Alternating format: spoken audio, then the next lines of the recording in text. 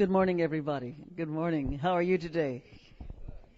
Are you having a good time at this conference? It's a good conference, isn't it? It's really very, very good. It's beautifully orchestrated, arranged, and it has a more mellow tone than the one 4 or 5 years ago. At least that's my sensibility of it. Thank God. Well, I know these are conversations, so that it's interactive. Do you want me just to start with a few minutes of something, or would you like to just start? Whatever you want. I'm pure litmus paper here. All right, well, I'll start with something that I just did about an hour ago. Every Saturday morning on XM Sirius Radio, Deepak and I do a show together. And I take the first part of the show. I mean, we interact, and then he has several other guests. But we've been doing this kind of mystery school of the air now for several months. It's on XM Sirius, and you can probably find it archived somewhere. Anyway, and so this morning, I found myself talking about The Wizard of Oz as a journey of transformation, as actually a journey of high initiation. So I thought I would tell you some of my remarks from this morning, where I began by talking about how it was made, that the book by Baum came out in 1900. How many of you ever read the book? Which is somewhat different, actually. It's much more complex than the movie. But the movie of 1939 came out during the golden age of Hollywood films. And that year, 1939, you had The Wizard of Oz, Gone with the Wind, Gunga Din, Intermezzo, Goodbye, Mr. Chips. Anyway, tremendous films. Snow White and the Seven Dwarfs. Was that also 1939? Yeah. But, pardon, Mr. Chips Goes to Washington. Frank Capra, thank you. Yeah, who was Sicilian, by the way. Anyway, it was because America had just come through almost 9-10 years of the Depression, and was just coming out, and there was a new kind of hopefulness in the movies. And each one of these films had a core of fantasy, but it was all the films were about survival and acquiring all kinds of capacities and greening the wasteland by going into the inner world and bringing out the greening of the world. And of course, Gone with the Wind was one of the great films. Now, there were great problems on the set. Even little Toto had a nervous breakdown, and they had to stop the picture for, about a week. The Munchkins were always pinching little Dorothy, because she was 17 years old at the time. She was wearing one of those tight things in order to look younger. But anyway, and breakdowns, and Frank Morgan, who was playing the Wizard of Oz, he was often very drunk on the set. And when you find out what was going, and yet out of all this chaos, this masterpiece arises. I mean, very great and greatly beautiful, with all manner of archetypal energies. So, and then we ask, and that was 70 years ago, just about now, that it came out. Yeah, it was 1939. Now, the fascinating part about it is that it is so advanced. It looks back at an agrarian society and forward in the Emerald City at a high-tech society. Remember that. But it has to do with the meeting of a racial cross-species society. You got a little white girl. You've got a scarecrow, the vegetable kingdom, who also dances and sings. You've got the mineral kingdom in the Tin Man, that's right. And you also have the animal kingdom in the Cowardly Lion. And there they are, when you see these 4 characters dancing down what I call the road of spiritual pollen, the yellow brick road. It's a whole sensibility of an integrated society. And you have a huge problem, because you have the representative of the false society. In this case, Miss Gulch, who's the richest capitalist in town. So we really see how modern it is, who is devouring the town and wants to devour the soul of Dorothy. Okay? Now, when I look at this and I say, they're asking the ultimate questions. Where do we come from? What is our origin? Where are we going home? What is our destiny? So you have these huge mythic questions that really activate the human psyche, even if you think you're just watching this film for the fun of it, you know. And where it begins in hopelessness and despair, doesn't it? And in monochrome. That was fascinating, in monochrome. Now, in the movie, it's also straight lines, telephone poles, straight lines. Do you remember that? Straight lines, okay. And little Dorothy is there as a child, you know, outmoded childishness, and she wants to move on, and she goes to her Auntie M, oh, stop it, Dorothy, can't you see we're counting our chickens? You know, trying to hold on to this vast dust bowl by finding something to count. And, you know, she goes to the workers, and she falls into the pig den, and they pull her out, and she says, and her auntie says, can't you go somewhere, do something where you're not in trouble? Oh, Toto, if only there was. And then that rich plum and pear-filled voice of Judy Garland when she was 17 years old, that extraordinary and that incredible song, Somewhere Over the Rainbow, which was going to be taken out of the picture, but luckily it got put back in. And it spoke to that incredible yearning for that archetypal space-time that is within each of us, that is beyond the conditions of our local humanity. Remember that? It's a phenomenal song, and it was Judy at her very finest, you know, before all the awful things that happened to her. Now, then you see in that story, of course, you have to meet the prototype of what's going to happen. And the prototype, is the New Age fellow Captain Marvel, Professor Marvel, who does a phony trance. He's sort of a pre-Ericksonian fellow, you know, and he does this phony trance. And when her eyes are closed, he looks into her little bag, and he finds that the picture of her auntie. Oh, somebody's so worried about you. So many. Oh, and she runs home, but in comes what else? In comes the tornado, you see. And so she cannot get into it. You have all these opening and closing, you know, slamming. The world as she knows it is being slammed. The doors are slammed. Remember that? I mean, it's a tremendous therapeutic movie. You really look at it. It's an archetypal. She tries to get into the, to go underground. Slam. Finally gets in and gets conked on the head. In the book, however, it really does travel to us. You see, the 19 books. But in this case, they're being psychological, so they have her as in a trance. And then you see, you know, the world as it is just continuing. A couple of rowers, remember that? And a little old lady knitting, and a cow standing placidly in the middle as she goes on.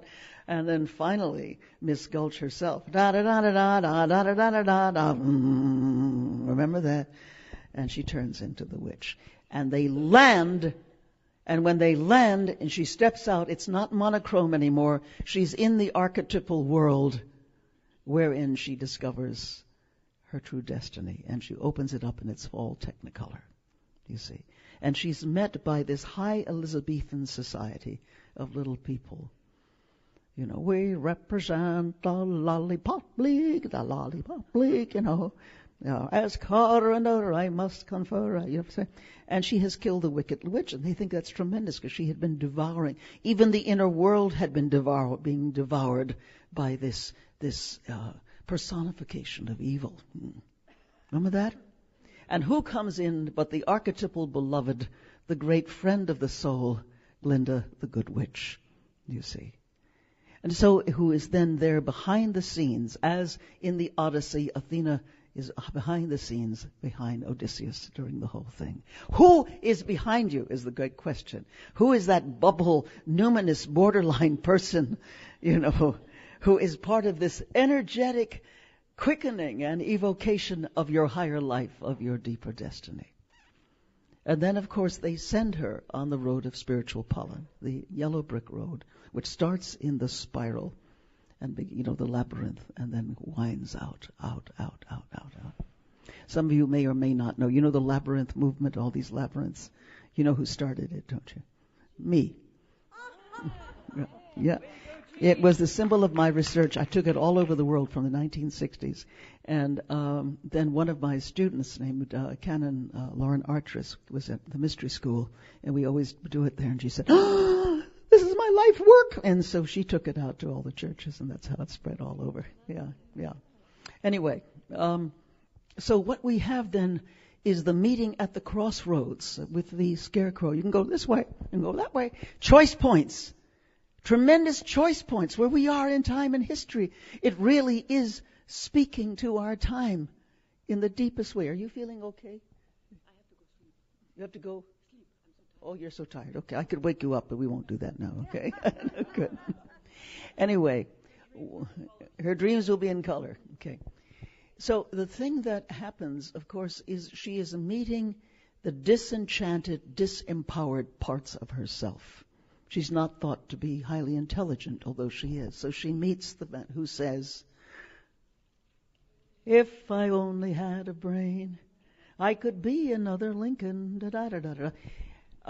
And that's the disempowered part of ourselves, that we all have incredible minds. I have never met a stupid child. I've met incredibly stupid systems of education that diminish and deny the child.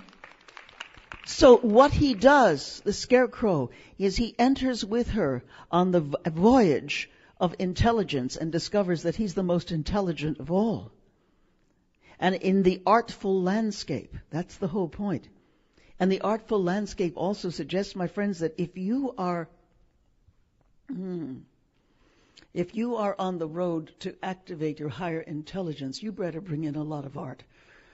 Art, music, dance, cooking on more burners, which is what that movie is about. When I helped create schools, new schools all over the world, for example, in Bangladesh, we helped create tens of thousands of new schools by getting rid of the miserable, lousy British missionary education of the 100 years before, which the Brits themselves had abandoned a long time ago. Putting art back as central to the curriculum, kids do not fail. If they're dancing, if they're singing, if they're emoting information, then other orders of intelligence are being activated, you see.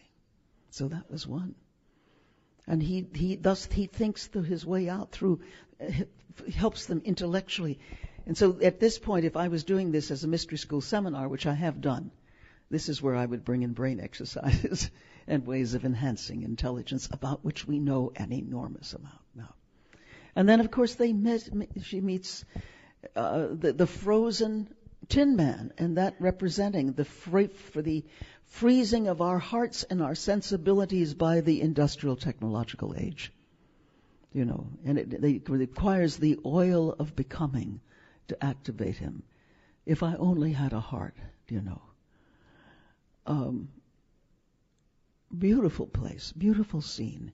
How has heartfulness, radical empathy, new possibility become available, especially with you as therapists? I mean, it's so important. I have known, too, a number of therapists who have felt their own hearts frozen because of the sheer muchness of emotional plague, you know, that is around them. And of course, that's the point. You cannot freeze. You cannot freeze. How do you oil yourself regularly? Do you have a teaching, learning community in which you can do this, where you can really be re-hearted? And of course, that's what happens, then, that oil of becoming. So if I was doing this as a mystery school, which I've done, it would be exercises to open the heart again in processes. And moving into radical empathy and yet being protected. And yet being protected. So you don't give yourself totally away. And then they meet the cowardly lion. And he is cowardly. He has the capacity for enormous courage, but he is slammed down because of his sense of lousy self-esteem. And so his highest quality becomes his shadow, you see. But then, with the invitation of this utterly open group of people, the beings, come with us, be with us. I mean, they see him as this, as we need to see each other as God in hiding, you know, to be able to hold the other's excellence. To hold the other's excellence, and that's what they are all doing. They're holding each other's excellence. And then from that, they get on the great road. And of course they fall asleep, because you always fall asleep before you get to the place where you're supposed to be. How many of you know that? Galloping entropy always comes on. I think of, again, my favorite book, The Odyssey, where here he is. He's been on the thing 10 years. They can see the fires on the shore of Ithaca. He says, hey, boys, I'm going to go down. You hold the sail. The sail, of course, is holding the winds. They don't know that are allowing him to go on. And I'll go down, catch 40 winks so I can look pretty for Penelope. But wrong. And the sailors say, oh, I bet it's full of gold and jewels. I bet he's always shared with us. Oh, what's in it? Open it up. The lesser crew of oneself opens up the bag of winds. Be careful about your wind bag. And he's blown out to sea. I'm talking about Odysseus for another 10 years. The crew, the lesser parts of oneself, if you haven't educated them, almost invariably they will sabotage you. And so I'm also saying you always tend to go to sleep when you're nearly there. Not you, everybody, but I'm saying that many people do. How many have ever done that or had your clients do that? You're almost there, and that's when you go to sleep. But luckily the archetypal beloved shows up and wakes them all up, And that's Glinda the Good Witch. And they get to the Emerald Palace, where they have a complete purification. It's the wash up and brush up society. Remember that? Ha, ha, ha, ho, ho, ho. And what do you mean, yeah, come on. La, da, da, that's how we place the day away in the wicked old land of Oz. We get up at 12 and take a break at 1. Da, da, da. Anyway, it goes on. But it's a wonderful society of fun and games. But they have the catharsis, and they are in, and then they meet the Oz, who tries to terrify them, the old man. But they give them the ultimate things. How many of you stand as a form of holy terror to your clients for a while? I mean, this is important, holy terror. You're not. But you're a nice psychotherapist, but they see you as holy terror. And that may not be a bad thing if you don't scare them too far. Because what is given is the quickening, the evocation, the possibility, go and do these things. I mean, Jesus says it in the book of John, do these things, the things I do, you better do, only do them better. Hey, everybody says, no, I'd like to worship. We won't go there. Anyway, so he gives them an impossible task. How many of you ever had an impossible task? Utterly impossible task. How many of you have given others impossible tasks?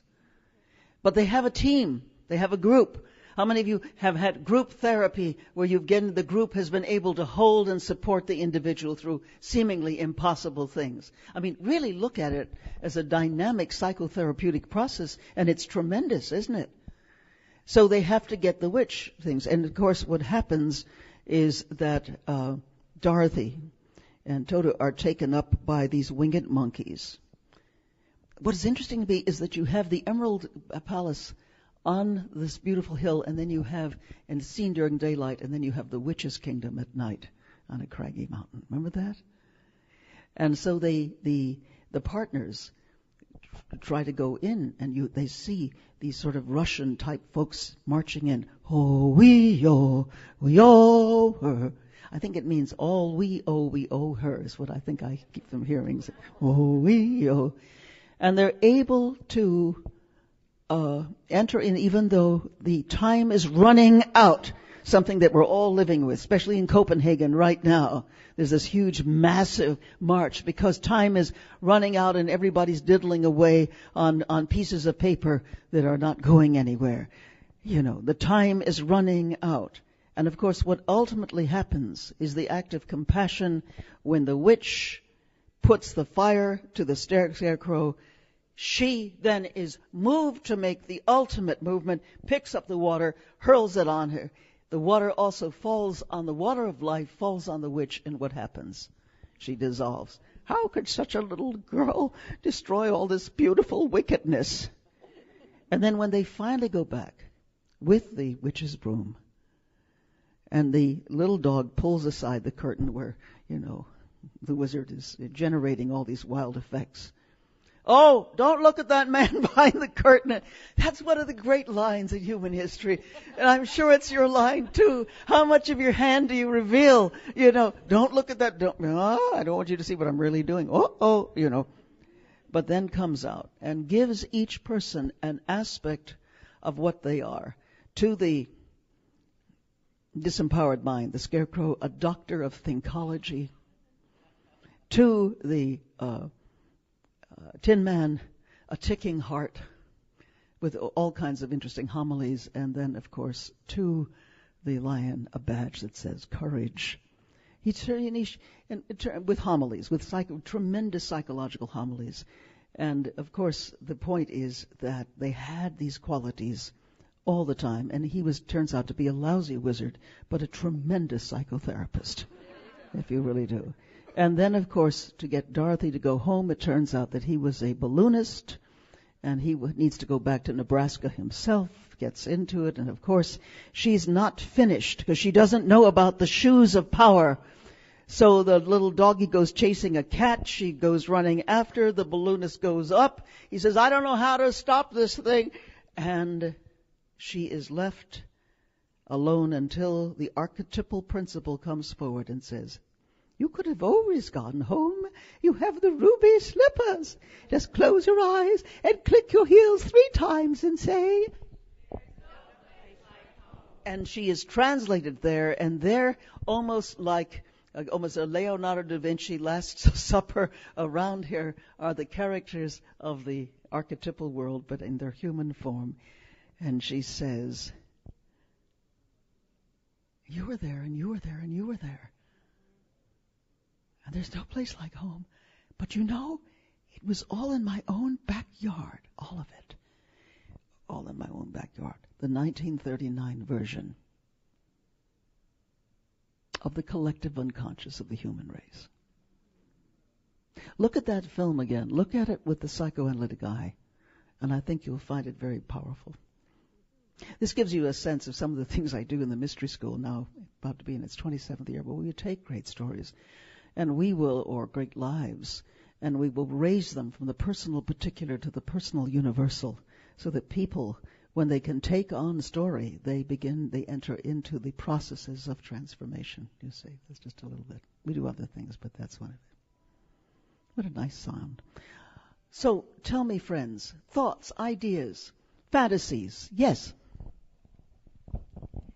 My understanding is that you seem so optimistic about humanity. This was a especially propitious time. But you mentioned Copenhagen, and I just wondered, on the one hand, we are wonderful, but what about the planet? What about Copenhagen? Well, I spend a great deal of time in climate research, and I'm one of the evocateurs of some of the big climate conferences. Yeah, that's another part of my life, like the big one in South America that has had a tremendous effect on having many of these provinces in Brazil go for carbon-free by 2020, behind the President Sula saying we're going to stop the deforestation almost by 80%. So what you do is you have a vision of the possible, and then you act on it. And you find friends who will be there with you in a teaching, learning community to act on it. Okay, this is a very important point.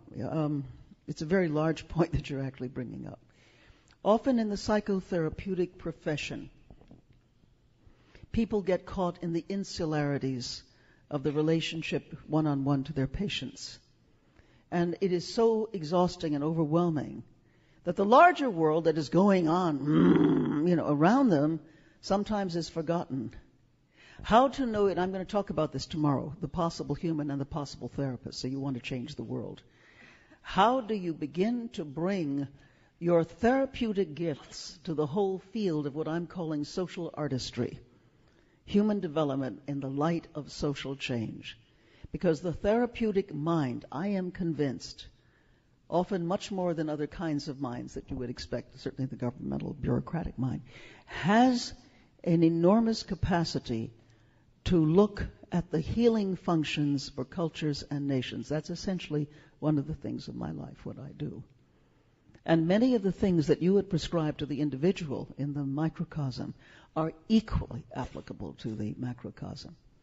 So one of the things that we're doing, I received a mandate from the United Nations from Dr. Monica Sharma, who's now the director of capacity and leadership development for the UN, and is my partner at the UN, to have to train 5,000 to 10,000 people in the work of social artistry, who then will go out in the world and train 100 million in 10 years. Human development in the light of social change. It is to develop those qualities. I'm going to give a whole workshop on it tomorrow. But to develop those inner qualities that then have immediate application to the world without, so that you become a steward and not a complainer. And so that's what we do, and how to do it, and how to create organization around you that is able to do this, and teams around you to do this. And we have a summer program. That's one of our programs. We do it in color. Oh, you're dancing and singing and carrying on. Oh. Do you think that therapy is in black and white? You know, like as we're, you know, not here. I don't know though. You know, as we do more stuff about what the science is, and you know, when you were talking about Oz, and I was like, how much color are we putting into our therapy? Because we're writing. It's in black and white. I work with people who are totally illiterate. They're Somali and Ethiopian, but mainly Somali people who are totally illiterate. They're the most colorful people I've ever met. And we're in this black and white world. We're not in the world of color. And we gotta grow in have more color, and you'll like this, more shadow. There's way more shadow than we want. And if you have more color, you see the shadow, I think, more precisely, and no, it isn't, and also in more creative forms. Yeah, I mean, I would hope that your offices are nests. They should look like adult kindergartens, you know, with color and music and drama. And think in color, yeah. Wonderful. I mean, this is... Think in color. Think in images. Think with your whole body. I once made a study of some of the most creative people, I talked about this on Wednesday, in the world. And they are all thinking in color, and they're thinking with their body, they're thinking, you know, in tastes and sounds, and thus they have a richness, a complexity of knowing that is able to enter into empathic and problem-solving ways that normally those of us who just sort of sitting there in monochrome do not.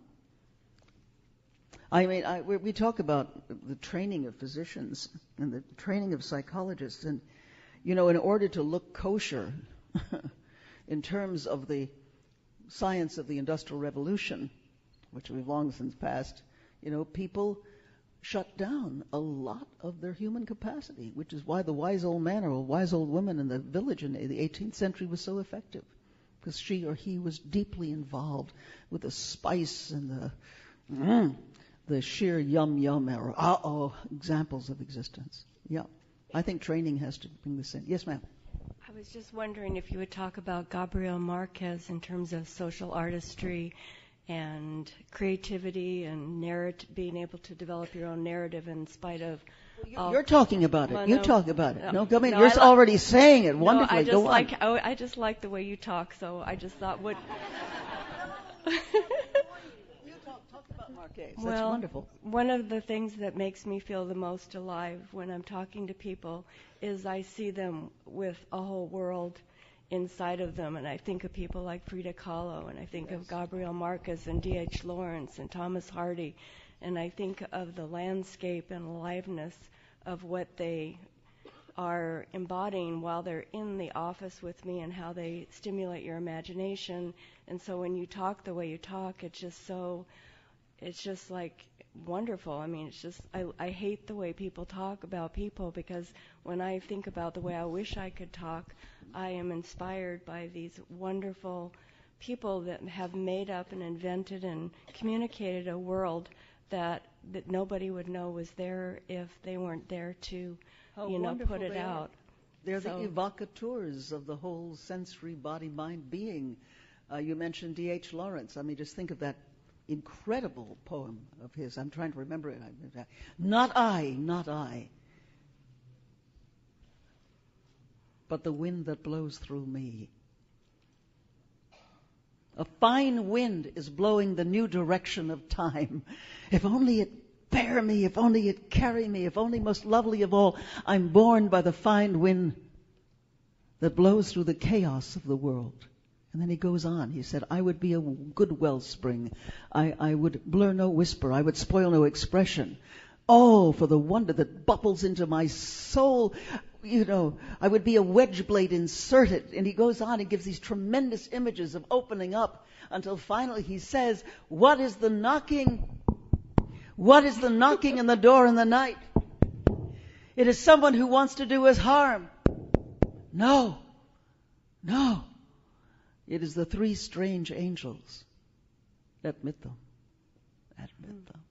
Thank you. And I see you people as the strange angels who are knocking in the door in the night at people's souls so that they can be borne by the fine wind that blows through the chaos of the world. There's a lady back there, yes. The way you spoke of the Wizard of Oz, as a kid, the only thing that made me run under the bed.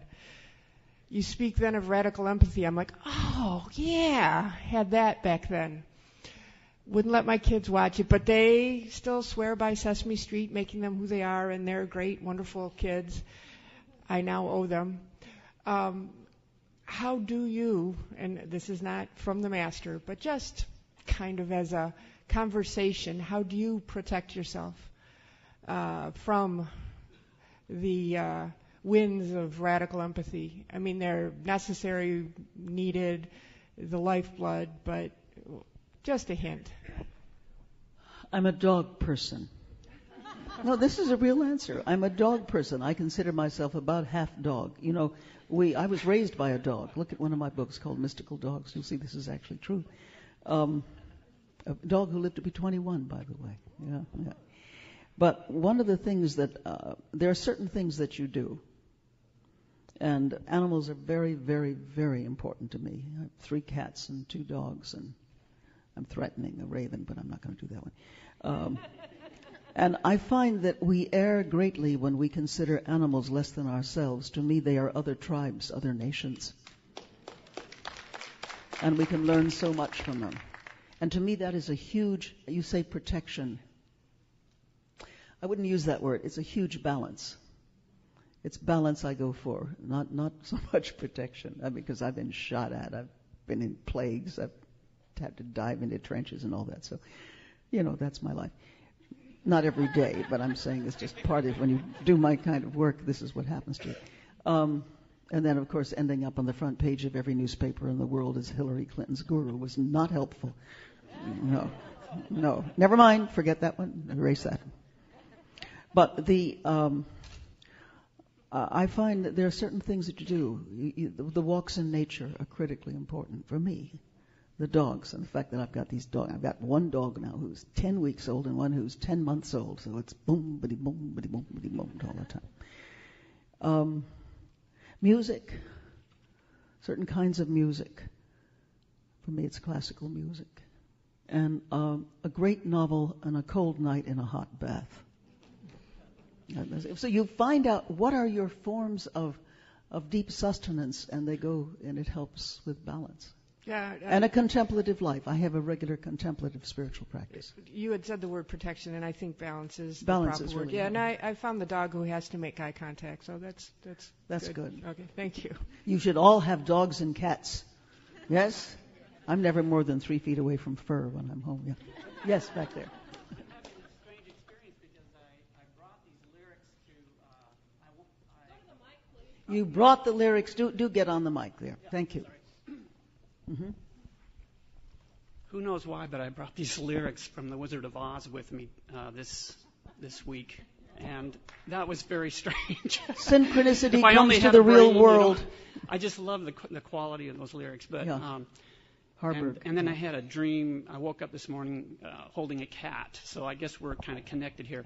But I thought of this analogy some time ago about perpetual motion machines, how they used to try to make a perpetual motion machine, and it just wouldn't work.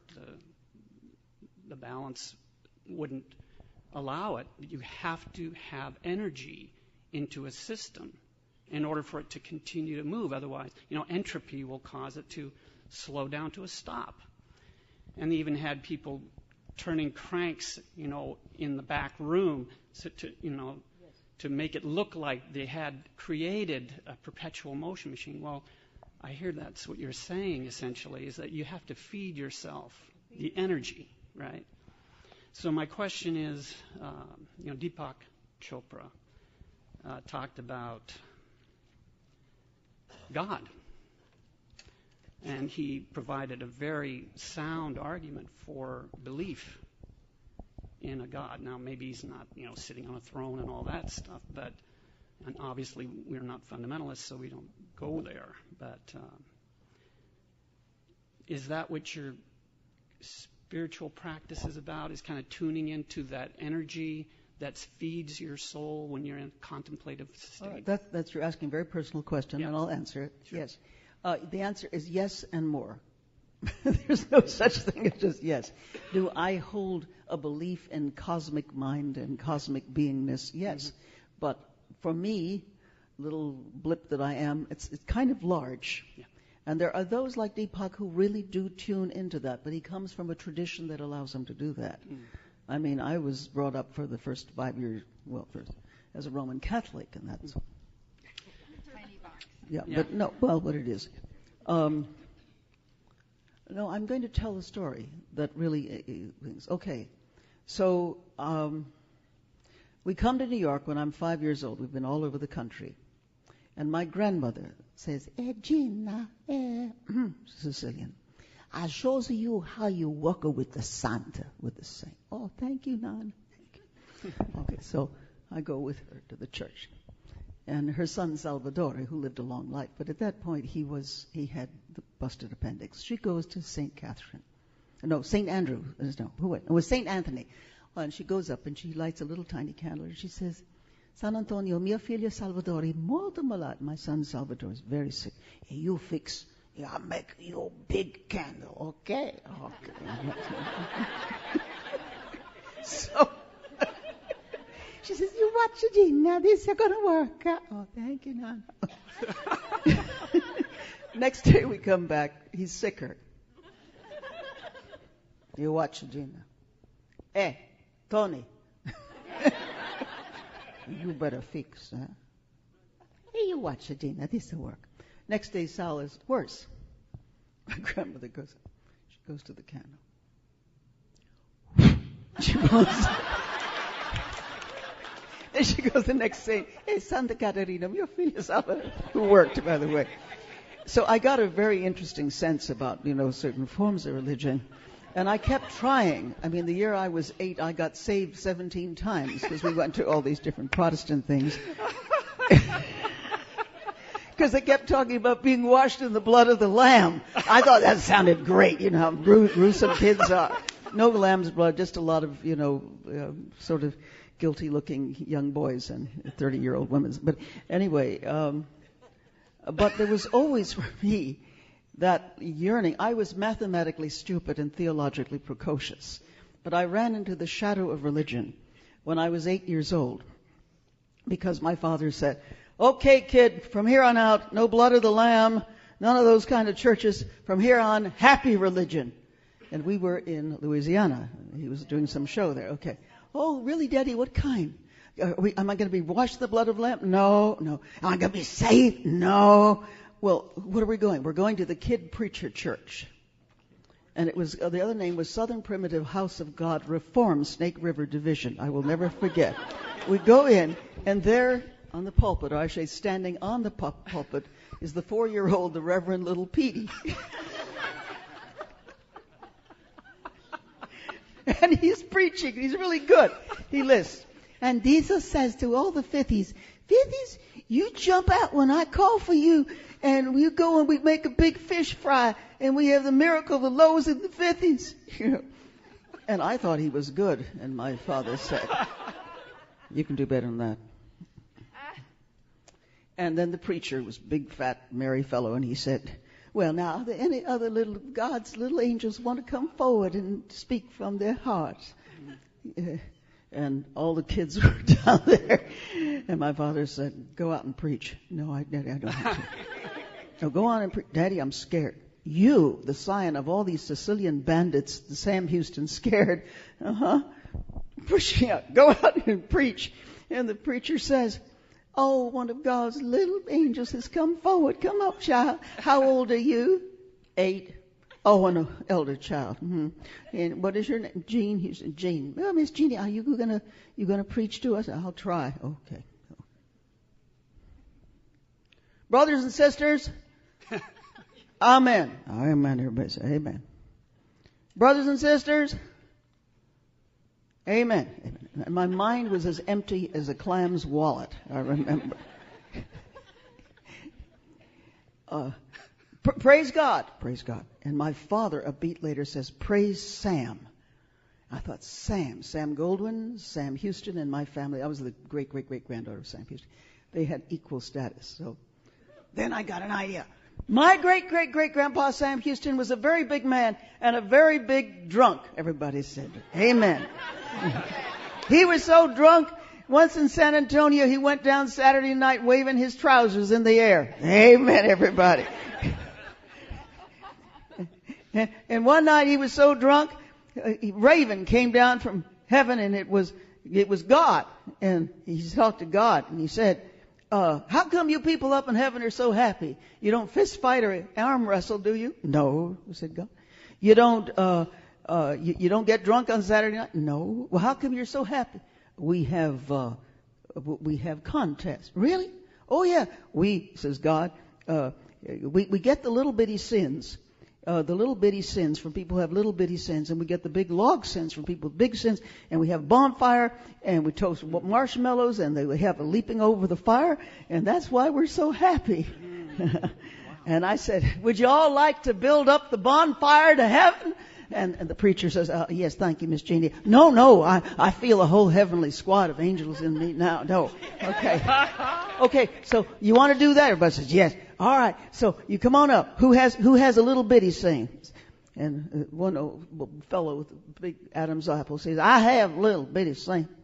Well, what is it? Oh, and I also said, do you have any ketchup? Because I need blood on the lamb. You want to be washed in the blood of the lamb? Oh, yeah. Ketchup. So I had ketchup. What you say? I caught my girlfriend, Mabel Culpepper, with Cal Mason, and I set fire to the haystack. Saved! Everybody said, saved, All right. All right, I need a big sin. I need a really big sin. And an old lady came up and said, I have a horrible big sin. Well, what is it? Well, I promised the good Lord last week that I'd give up snuff. And yesterday I had a backsliding. Saved! Don't do it again. And then they kept coming up. And it was wild. I sent my husband, Gurney, to the funeral, to the funeral place before I was right sure he was dead. So, And then little Petey came up. I played doctor with Wanda May Luckadoo. Saved! Don't do it again. And it was wild, and people were wild. And fess up. We had this wild. And finally, my father said, I have the biggest sin of all. I said, you do, Daddy? Oh, boy, get ready to dump this ketchup on Father. You're my daughter. That's my sin. Wham! And he took me off. And my career in the ministry ended, which at that point. So I began a great pursuit, for God in many, many places. Do I believe that we have a personal relationship to that, whether we call it God or whatever, but it becomes a formidable sensibility in which we then feel ourselves deeply, deeply met. But that is a practice. It is a practice. That's my answer. Thank you. Okay. Yes. Yes. The other day you talked about being caught between dread and opportunity, about people being timid in the face of changes and the rising tide of fundamentalism. Yeah. I look around, I see we're caught between radical, extreme Republicans, extreme Democrats. We're caught between people, progressive, spiritual changes, and on the other hand, New World Order folks who are trying to take away all of the power from the governments and concentrate it in the hands of the extremely wealthy, etc. What kind of opening? How do we begin to contact people who are stuck in those highly rigid, dichotomized belief systems so that they can open up to some kind of transformation and spirituality? Well, in the course of my strange life, I have occasion to work with some of these people. And you often find they're deeply unhappy. And you'd be amazed how many of us are actually out there working with these people who are deeply unhappy and have to really make a turnaround. I can't name names, but a lot of them you would know. And you work one-on-one. And then you have them say, now, in your deep humanity, what do you want for the human race? Well, what I really want. And they often say the same thing that you and I say. Now, what are you going to do about it? What are the baby steps? What are the first steps? You help them get in touch with the depths of who and what they are. And I find that in not everyone, but in almost all cases, there is that turnaround. But you have to come to them without judgment and without naming. Because if you do, it's over, just as you would in therapy. You wouldn't say, well, you're a crazy bummer. You wouldn't do that. And part of my job has been to work with heads of state, people in these kinds of situations, often being appalled. But I put away my appalled mind. And to just speak heart to heart, human to human, and to call them forth. And I'm finding there's a lot of my students who come who are also doing these kinds of things with heads of corporations and such. But a lot of people, and maybe it's because of the rising tide of such radical change, the climate, it means the biggest issue of them all. Now, being a woman, I must tell you, helps, because I go into a society, and here I am actually much older than everybody, because everybody often dies, much younger, and I'm this strange color, and I'm not threatening, because I'm so other. And they don't even regard you as a woman; they regard you as other. And this allows me to do things. Margaret Mead taught me this. That as a woman you could go places and do things that often the men upon whom there's an enormous amount of projection can't have. So I'll have to tell you that all the people I know, or most of them, there's some brilliant exceptions, who are doing this great work of being able to call forth the disenchanted or the demonized or those who have been very unfortunate in some of their choices, I would say 80% of them are women of a certain age. Of a certain age. And this may sound very strange to you, but I'm just telling you a big secret that nobody talks about. Who's out there is doing the work, So, and you have to come with jokes, and you have to come not sorrowfully and with but with a basically merry disposition. It's interesting, Matthew, in the Gospel of Matthew, where they have this horrible translation, blessed are the meek, and by meek they mean meek. And that's not what was there. It was translated from the Greek New Testament, in which it was, blessed are the praos. Praos does not mean meek. That is translated well in the French New Testament, heureux est le débonnaire. Happy are the débonnaires. Happy are the people of the good airs. Happy are the cool. Blessed are the cool, And you have to walk in with this cool disposition and a certain level of merriment. And so that the sense of the great divide of otherness is not held, and you're there without self-consciousness. Now, for me, that's easy, because I grew up in show business, so you don't have very much, or very little, as you can tell, And but it's also being utterly available to the other and to the soul of the other that is yearning to come forward. So you'll find that all over the world, many of these people are being reached in a very different way. And that's my answer. But it's also, this was that great old sort of religious statement, where do you begin? You begin with whoever's in front of you. Because I might work with a lot of people in various positions, but no, still most of my work is still with whoever's in front of me. Yes. I'm sorry. Sorry, will you tell us more about the Mystery School? Well, the Mystery School is about to go into its 27th year, which may be the last year that I do this because my life is too complex.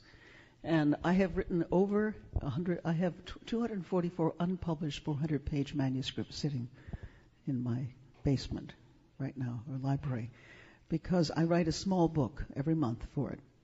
And by the time it's delivered and typed out, it's 400 pages. Deepak was saying, "Oh, Jin, you're my model for writing because you've written so much more than I." I said, "You have 55 books published. I have only 26. "Oh, no, you're my model for over 100,000. He thought that was a good thing. I don't. People have been coming for years. I almost never repeat myself. So that every month I do 5 on the West Coast, and it's a course, it's 5, and 3 on the East Coast, and then there's a week long in Ashland. And the reason I do this is because it allows me to keep at my edges history, art, mythology. It begins with an ancient Egyptian evocation, the great Sa, Sekhem, Sahu. Sa, the breath of life, Sekhem, the creative word of power, Sahu, the perfectly realized being within. Then I bring in tremendous people who, we all sing together. We sing great songs, brand new songs from around the world, old favorites, like Country Road, da-da-da. And we dance. We do dances from all over the world. And then I give a lecture that I've worked very hard on.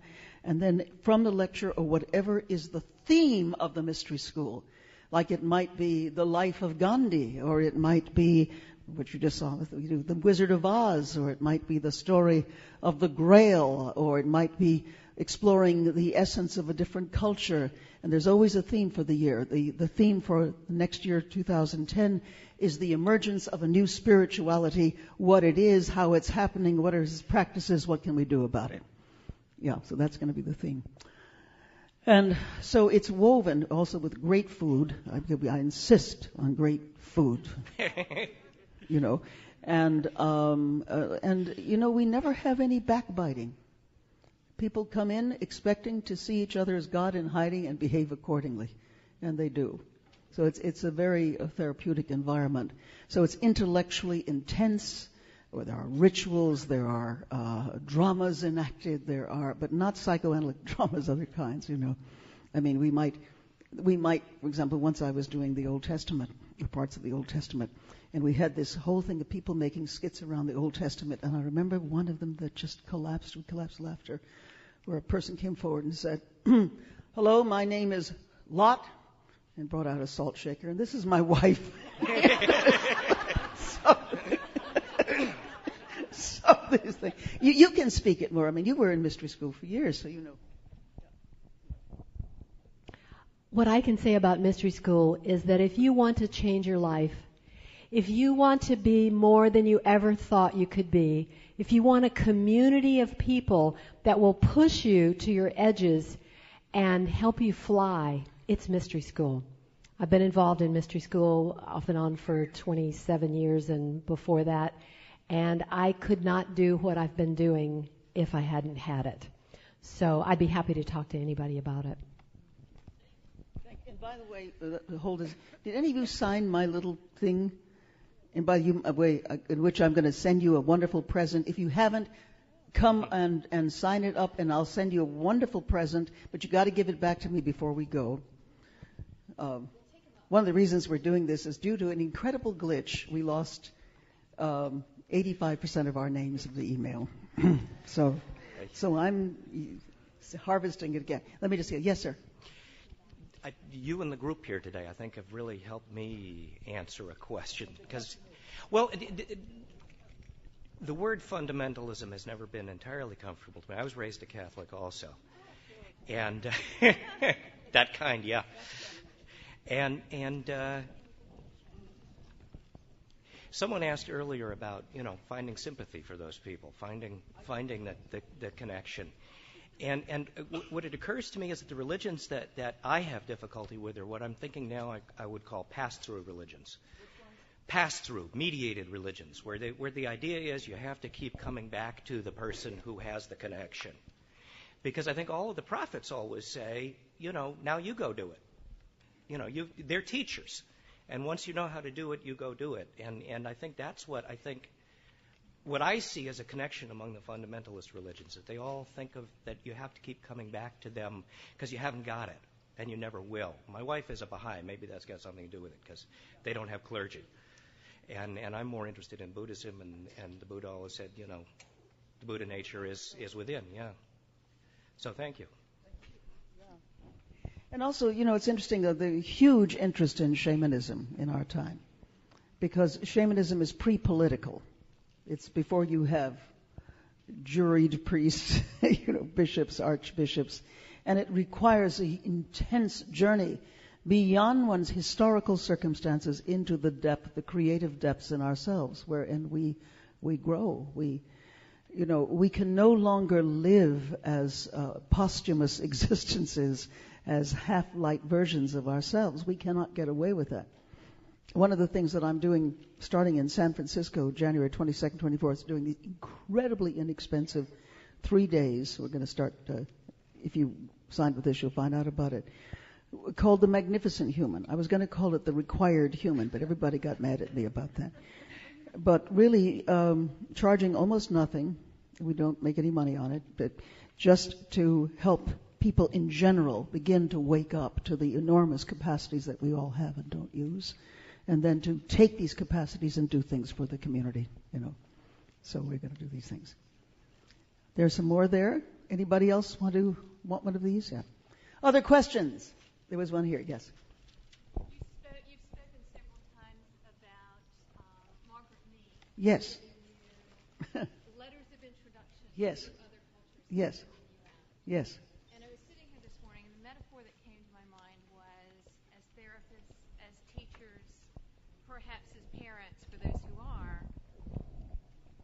are we able to give letters of introduction to the people we encounter in our lives? And could you take that thought and speak to it? I am a networker. I stand at sort of the middle of this vast network. People come up and say, do you know so-and-so? And I say, yes. Can I meet them? Okay, And, I'm like that scarecrow this way, and that's a nice direction, too. I've had at least 15 people come up and ask me just this morning, and all told, it's probably been over 100 people. Because everybody knows something about me that I know everybody. Because I've been around. I'm one of the oldest people, believe it or not, at this conference.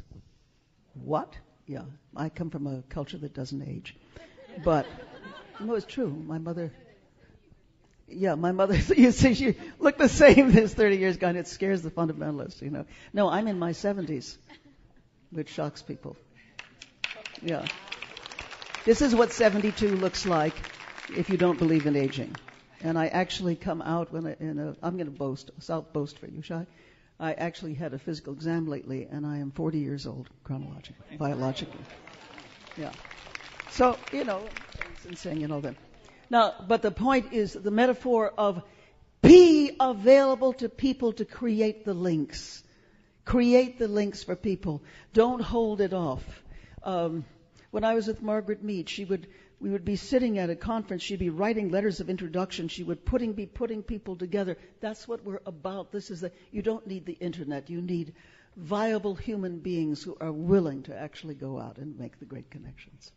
Do it. It's the sending out. Go forth. Yeah.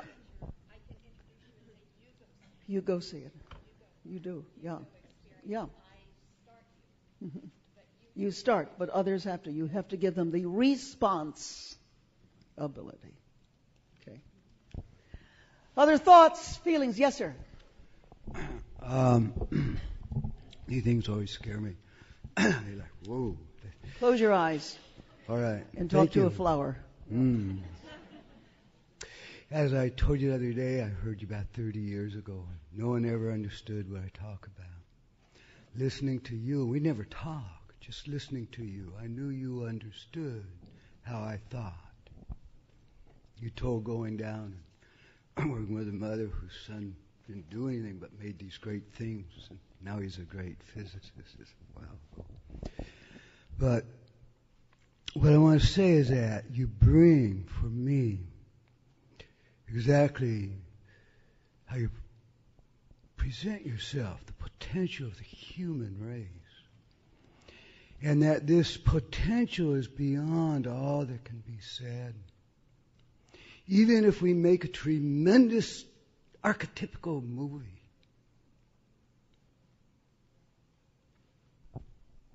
tap our heels 3 times, go home to the truth of love, but don't see it. Because we are eternal beings of this faith. So she is there, waking up to the truth of what she acted, but she thought it was acting. Mm-hmm. And that's what you bring out, at least in me. Thank you. And I want to share that with you. Okay, well, one of the things that we're here to be for each other is midwives of souls, evocateurs of the possible in each other, and to hold it. I mean, sometimes it's difficult. And everybody's trying to prove that they're not the luminous being that they are. And so one does have to hold it wonderfully. I was married happily for 43 years to a man that most people consider to be incredibly difficult. I will give you an example. Hillary Clinton calls him up. "Oh, Bob, Bill and I love Jean so much, and she's been such a help to us, and we'd love to meet you, and I'd like to show you the White House," my husband. "Well, I'd like to see the White House." "Yes, well, could you come and we'll have a little dinner, just you and I and Bill and Jean?" "I haven't got a suit." "Well, could you get one?" "No, goodbye." I think you'll agree we were about 180 degrees apart in every way. But he was a magician, he was a wise man, he was the finest psychophysical.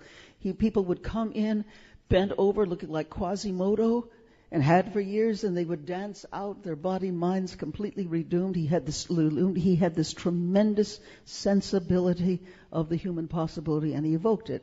And he had very few social skills at the same time, But the thing is that he kept teaching me that beneath the very gruff and bluff exterior was this great heart and mind of pure magical transformation. Even though I would find him very difficult from time to time. And it was an enormous teaching, whereas I am merry and out there and very nice. I'm what we call very nice because it's true. But he was able in some ways to go much deeper than I, which is why I buried his ashes between the paws of the Sphinx, And I'm taking another trip, by the way. If you want to come, I do wonderful trips. And you get to go into the temples of Egypt, and there's nobody there because we rent the entire temple. And we do ceremonies and things. And there's a few more places left. You go to my website, jeanhouston.org, and you'll read about it. But it is that, what I'm trying to say is it is being able to look on the other with wonder and astonishment. And for a therapist, I know, especially if you see one after another, it gets to be very hard. You almost have to go back to center each time to allow for that luminosity, that recreation, that core sense that it is God looking at God in spite of all appearances. Let's be my answer. Thank you.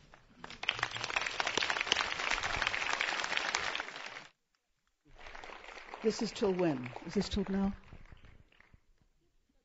Oh, this is till now. So thank you, friends. Tomorrow I'm going to be doing something about, in my speech, I think it's at 8 o'clock. 8 o'clock. Yeah, I'm going to talk about the social artistry and how the therapist can help change the world. And then from 9:15 to 11:15, I'm going to give a lot of exercises and processes. That's going to be process and exercise going. Thank you very much for being here. Thank you.